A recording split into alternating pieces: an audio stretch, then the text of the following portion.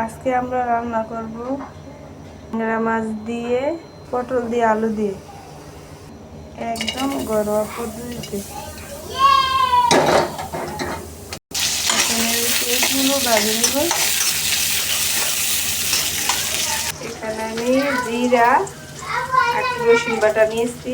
মাছের কাঁচা মাছ কষানোর জন্য জিরা রসুন বাটা নিয়েছি। হলুদের গুঁড়ো ধরে আমি প্রত্যেকটা মশলা এখানে পানি থেকে মিক্সচার করে নিয়েছি।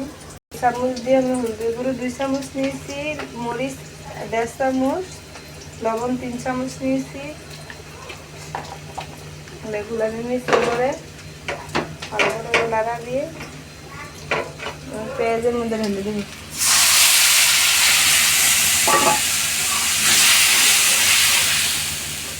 এবার আমার মশলাটা কষে নিয়ে মাছগুলো দিয়ে দিব কষার জন্য। আমার মশলাটা কষানো হয়ে গেছে, মাছগুলি দিয়ে দেবো। মাছ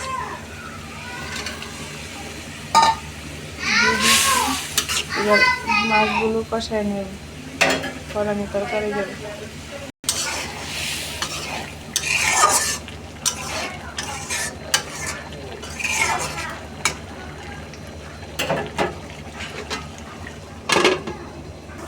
এবার আমি মাছগুলো কষানো হয়ে গেছে, এবার আমি তরকারি দিয়ে একটু কষাই নেব মাছগুলো।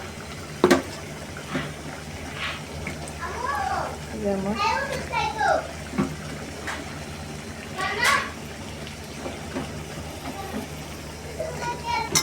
এবার আমি নেড়ে দেবো, তাহলে মশলাগুলো পটলের মধ্যে লাগে ভালো করে।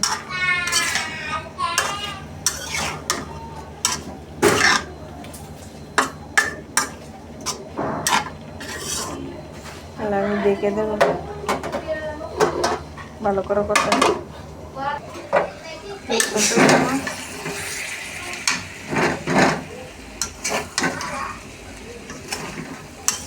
হয়ে গেছে,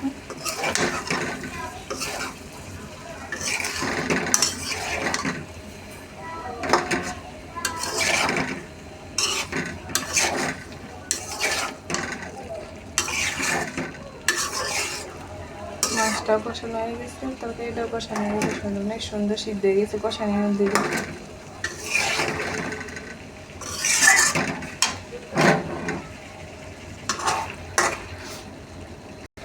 একদম মশলা তেল সব কিছু কম, ঘরোয়া পদ্ধতিতে স্বাস্থ্যসম্মত।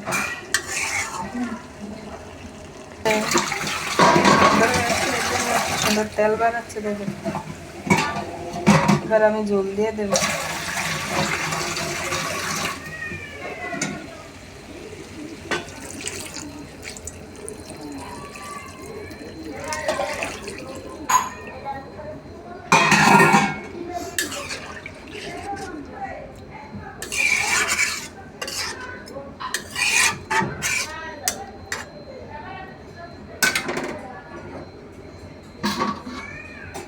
আমি রেখে দেবো।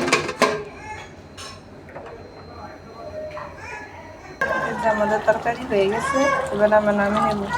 দেখেন তরকারিটা কত সুন্দর হয়েছে, কি সুন্দর কালার।